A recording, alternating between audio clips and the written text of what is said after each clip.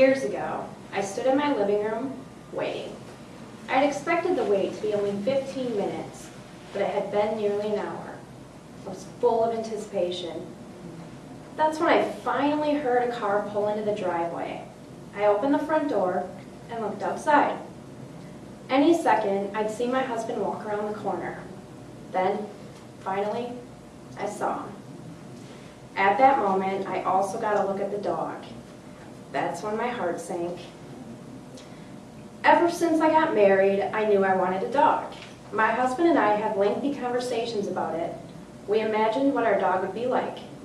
I wasn't too picky, but I did want a dog that would fit in with our family well. Most of all, I wanted a dog to get along with my young son. Of course, things don't always go according to plan. The morning before I saw my dog, I had gotten a phone call from my husband. He asked me, "Do you still want a dog?" "Yes," I exclaimed, "of course I do." "Well," he said, "one of my coworkers has one, and we can have him if we want." I eagerly agreed. My husband told me he'd come straight home to drop off the dog.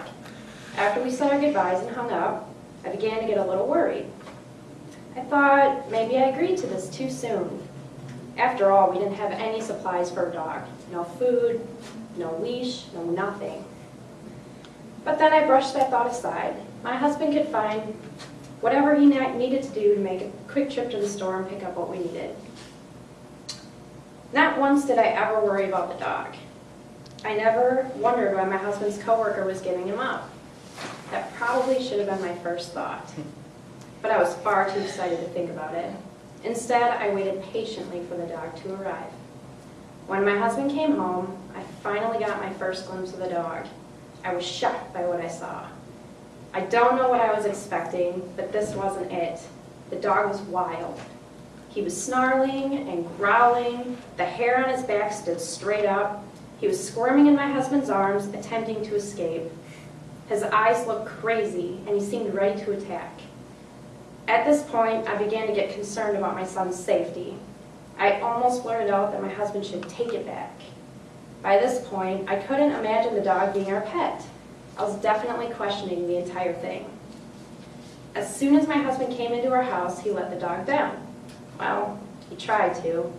The dog didn't come down gently. He literally jumped out of my husband's arms. Then he ran all the way to one end of the house. I found him cowering in a corner. I followed cautiously. I slowly walked toward the dog with my hand out. Never got the opportunity to allow him to sniff me. Before I even got close, he took off running to the other end of the house. He also left a puddle in his absence. So in addition to the worry I felt, I was frustrated because the house hadn't even been in the house.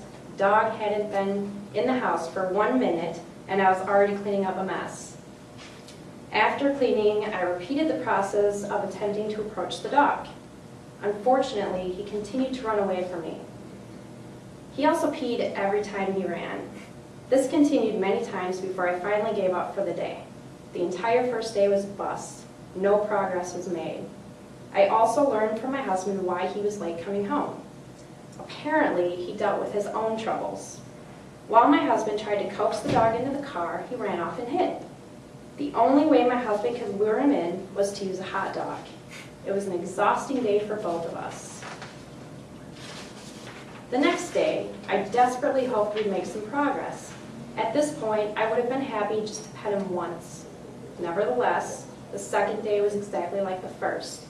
By now, I doubted if we'd ever be able to tame him. 2 days isn't much time, but I didn't want my son to be scared of our pet. That's when I told my husband, 1 week. We'll give the dog 1 week to make progress.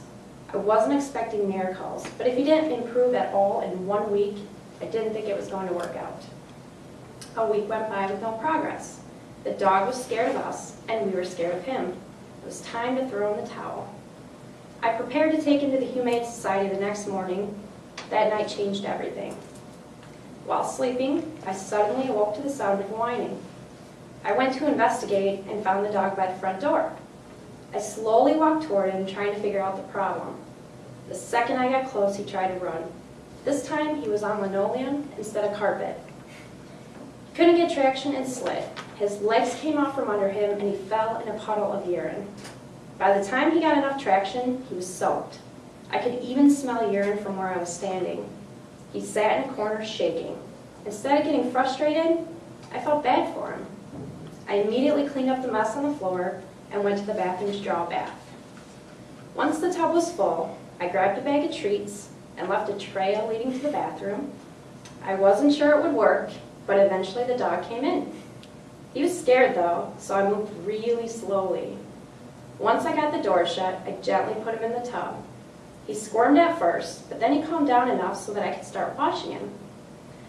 I took my time, massaging the soap into his fur. When the bath was finished, I began to dry him off and took the opportunity to pet him for the first time. I didn't want to push my luck though, so I let him out of the bathroom as soon as he was reasonably dry. He ran out, but then he came back. I was amazed at this new development. The dog actually approached me. I was no longer sure about taking him to the Humane Society, so I went to bed conflicted. Upon waking, I received another surprise. The dog was sleeping on the floor next to me.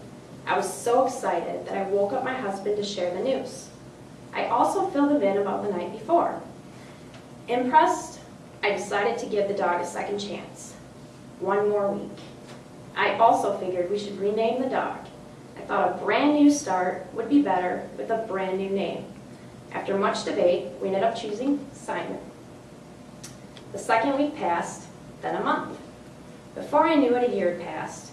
Although Simon made slow progress, from the moment I gave him that bath, he became my shadow. Everywhere I went, he followed. If I left the house, he waited for me by the front door. At a certain point, I no longer considered giving him up. Simon was going to stay. After that first year, Simon had changed a whole lot. He was still a lot like the dog I'd first met. It was a lot of work to get him to trust us, and even more to teach him a few tricks. It took 2 years before he stopped having accidents, 4 years before he stopped trying to escape whenever we went outside. The one thing he never stopped doing is following me. It's hard to believe that one bath made such a huge impact. That one moment was a turning point for everyone, but especially for Simon.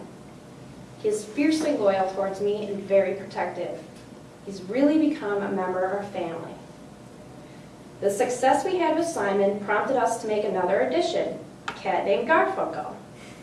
Since bringing home the cat, Simon calmed down a lot. Now, after 6 years, he's nothing like the dog I first met. Anyone who saw him that first week can't believe it either. The entire experience with Simon taught me a lot about patience. I was ready to give up, but with a little patience, I was rewarded with the perfect pet. I learned not to be so quick to judge. When I look at my dog now, I see nothing that I would change. I can't imagine not having Simon in our family, and if I had given up, I would never have known what a fantastic dog he is. Thank you.